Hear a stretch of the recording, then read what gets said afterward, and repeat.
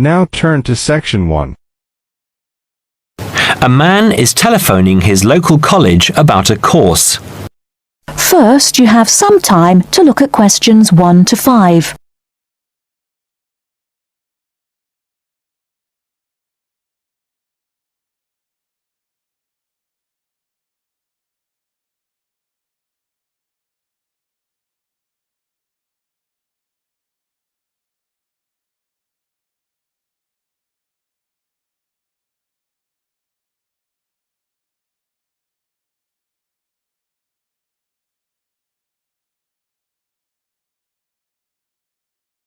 Now listen carefully and answer questions 1 to 5. Good morning, City College. Oh, good morning. I'm phoning about the photography course that you run. Well, actually, there are 3 courses. It depends on your level. One course is for beginners. The second is for people with a little experience. We call that the intermediate course. And the third is an advanced course for people who already know quite a lot about the subject. Oh, I see. Well, I'm quite a keen photographer, but at the moment it's just a hobby. I want to learn more so that I might be able to do some work professionally at some time. I think the intermediate course would be a bit easy for me. Perhaps the advanced course would be best. When does it start? The advanced course starts on September the 18th. OK, just let me note that down. The 18th of September. And how long does the course run for?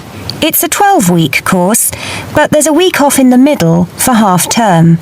So you do 12 lessons over 13 weeks. So, what's the date that the course finishes? It finishes on the 14th of December. The 14th. OK. That's quite near Christmas, isn't it? Before you hear the rest of the conversation, you have some time to look at questions 6 to 10.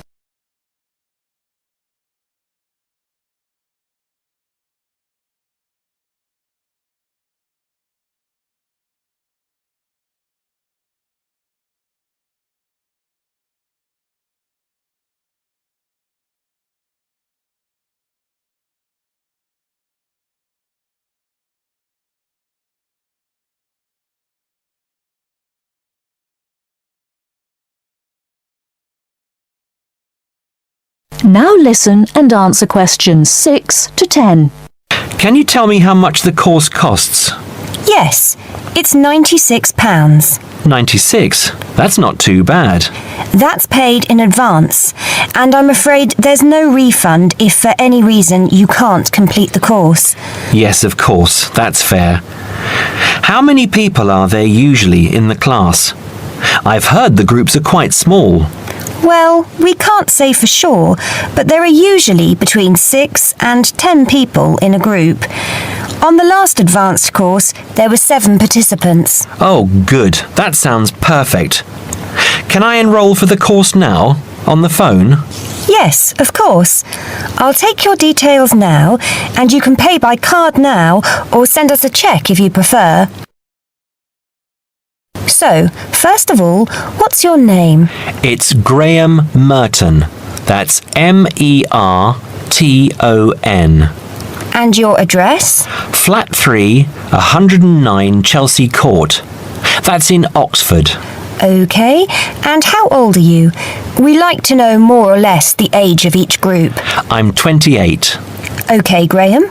We'll send confirmation and some course information in the post. Now, how would you like to pay? I'll pay with my card now. OK.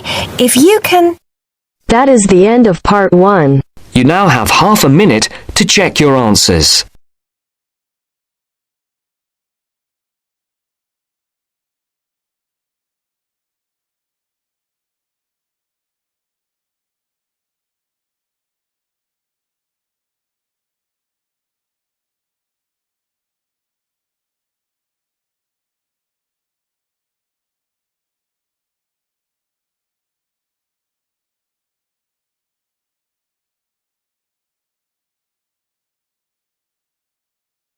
Now turns to part 2. Part 2. You will hear an extract from a talk about the Scottish Highlands. Now you have some time to look at questions 11 to 18.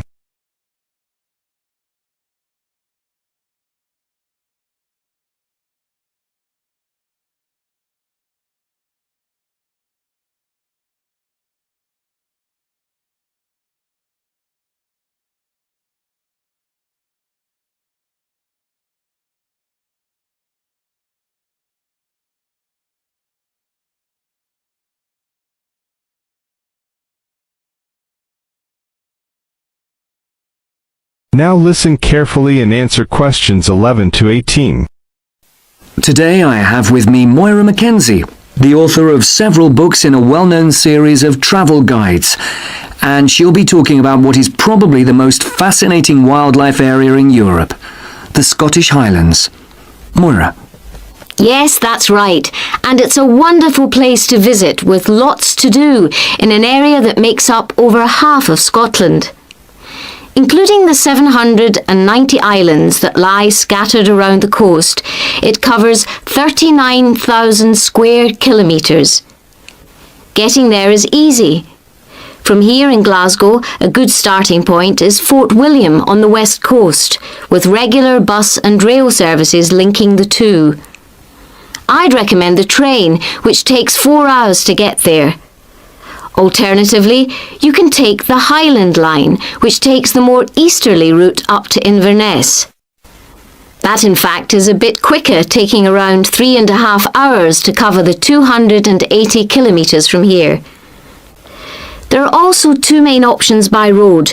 You can take either the A9 up through Stirling and Perth and then on to Inverness, or else on the west there's the A82 which runs up to Fort William and then, if you want, on to Inverness. Now, a lot of people associate the Highlands with bitterly cold weather, but in fact the region has a generally mild climate as a result of being surrounded on 3 sides by sea, particularly the warm waters of the Atlantic. At sea level in the west, for instance, the temperature ranges on average from a minimum of 1 degree centigrade in January up to 18 in July, and you can actually see palm trees growing there. Obviously, though, the temperatures will be lower inland and on higher ground. You can expect it to rain a lot too, particularly in the west, where annually as much as 2,000 millimetres regularly falls, though this helps account for the rich variety of vegetation and wildlife. When you get there, you'll find there are plenty of reasonably priced places to stay. In Fort William, for instance, you can find a room for the night in a small hotel or a bed and breakfast for just £25, or for £28 to £30 in Inverness. It's probably a good idea to book ahead though, especially in the summer months. With all the leisure, sports and cultural activities on offer, the towns are becoming increasingly popular with visitors. For example, accommodation in Inverness won't be at all easy to find this year around the 23rd of July, as that's when the local Highland Games will take place. So, if your aim is to see the countryside, it may be best to stay in a small village. Now you have some time to look at questions 19 to 20.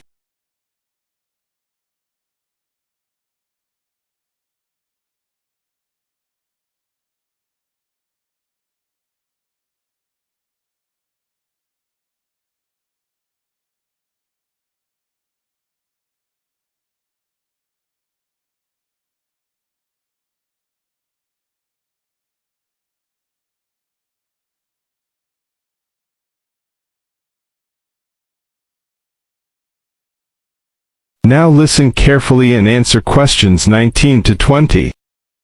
As I mentioned, there's a huge range of wildlife in the Highlands, but for those visiting the area, there are some basic ground rules that are essential if we are to protect it. Firstly, you should make every effort not to disturb birds and animals, and one way of doing this is to blend in with your surroundings.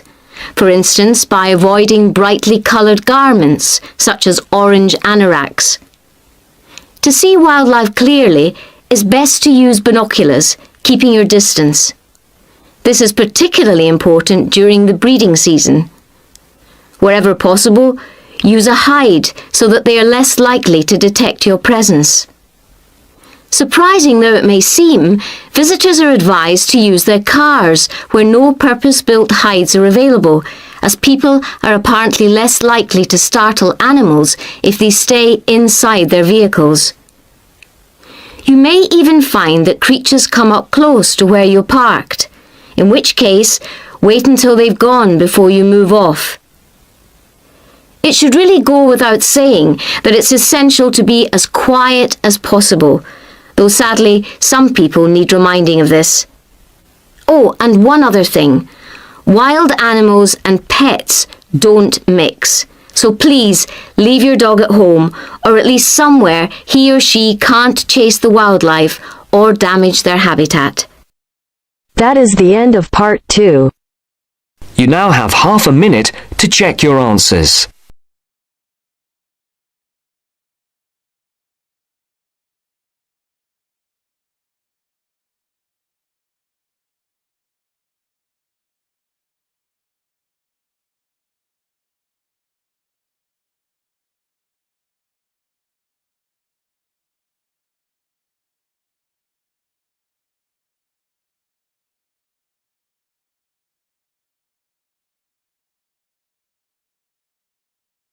Now turns to part 3. Part 3. You will hear two students and their tutor discussing a wildlife presentation. First, you will have some time to look at questions 21 to 26.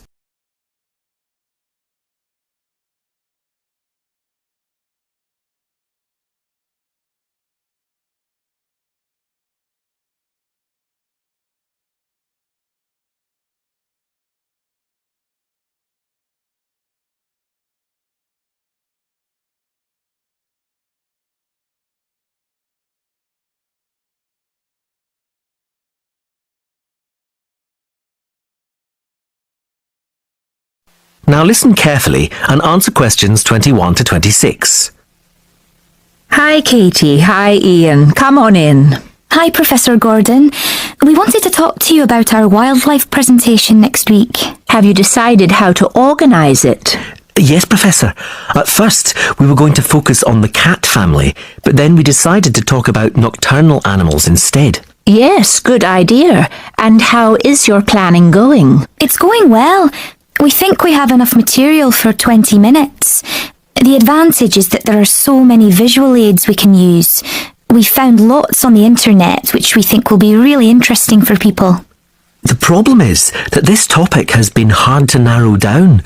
If anything, we've got too much information for just 20 minutes. How do you think we could narrow it down further? It is a broad subject. There are a few ways you could do it, but I'd recommend just looking at a representative sample of nocturnal animals, just 4 or 5.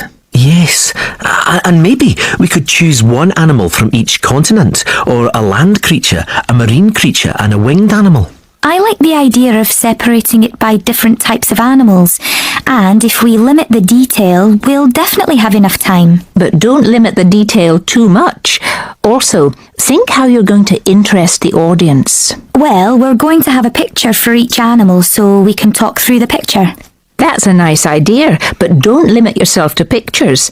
If you can find any clips of the animals, use them.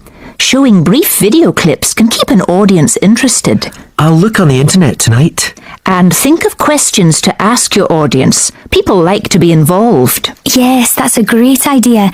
Anyway, Professor, we've been practicing our presentation and we'd like to show you a small section.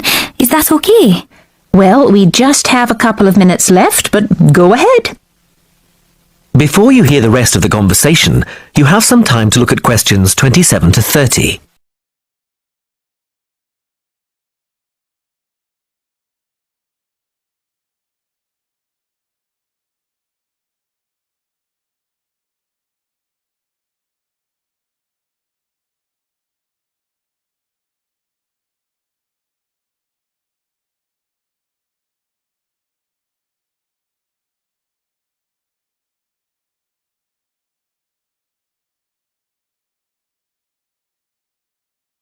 Now listen and answer questions 27 to 30.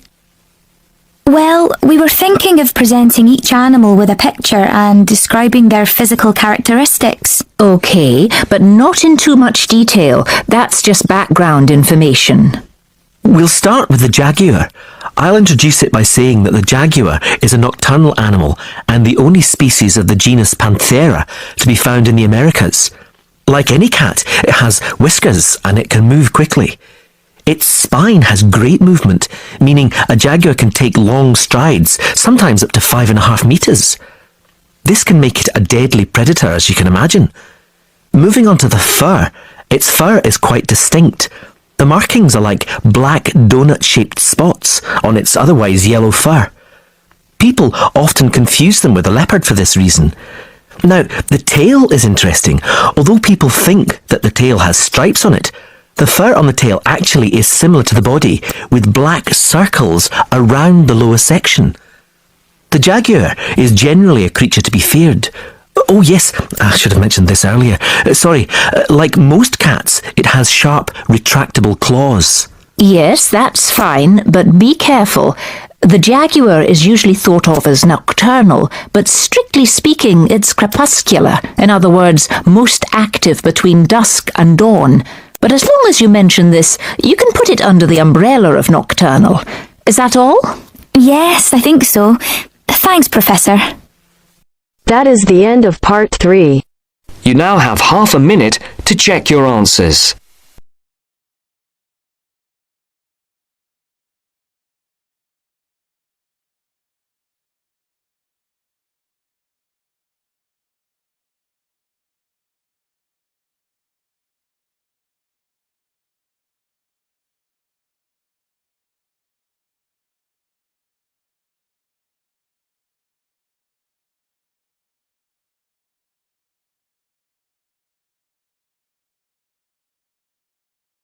Now turns to part 4. Part 4. You will hear a lecture about the Inuit Eskimos of Alaska and Canada. First, you have some time to look at questions 31 to 40.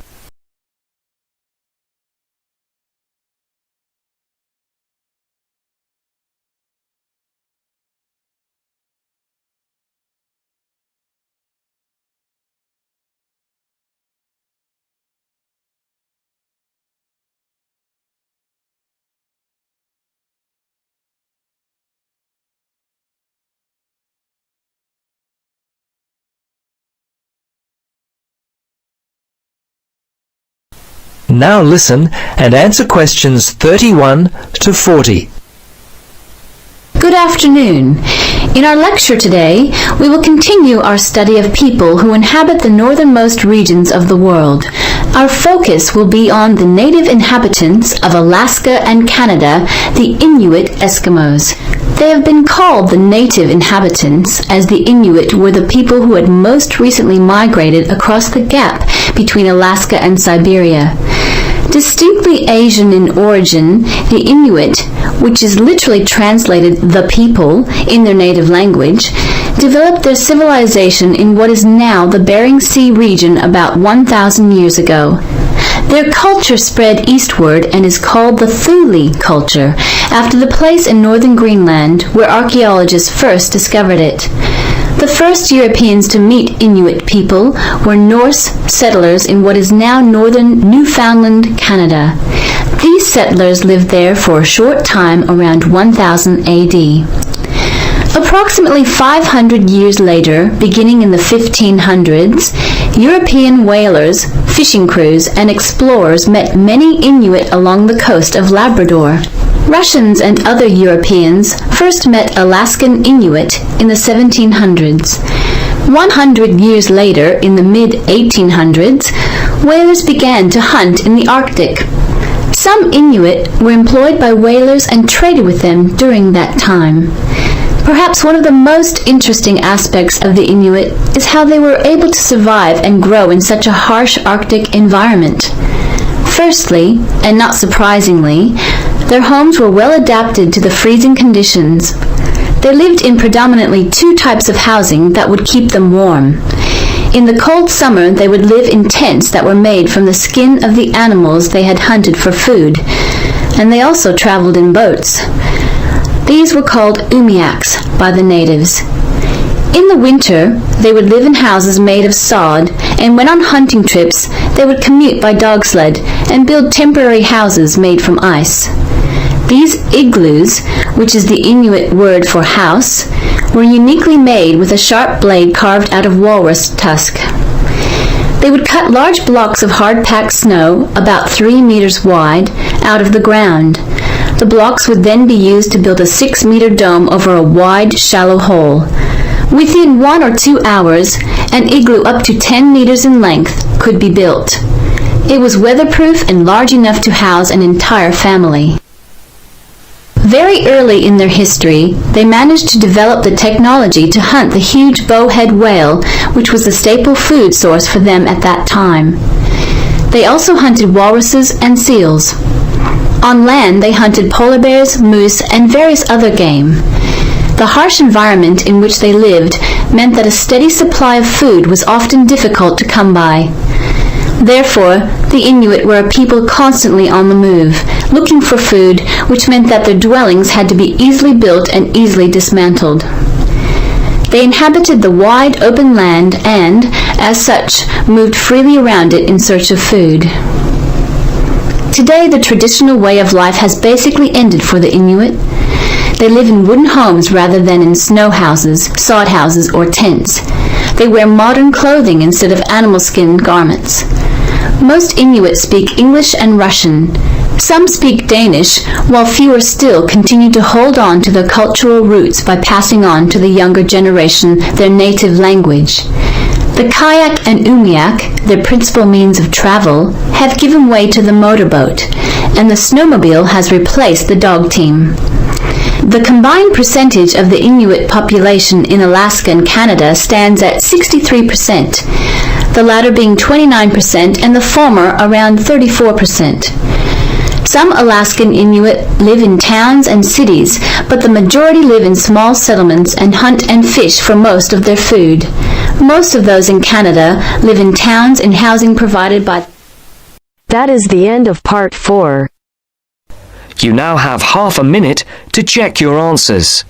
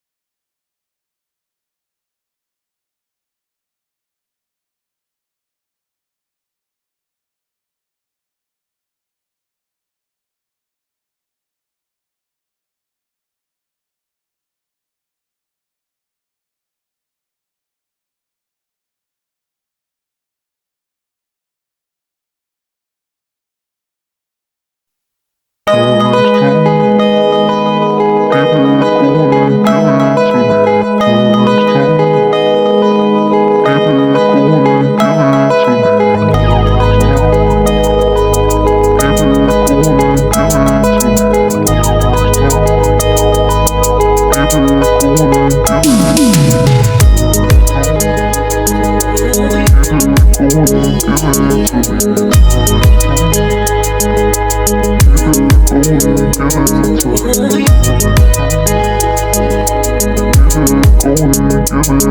to me.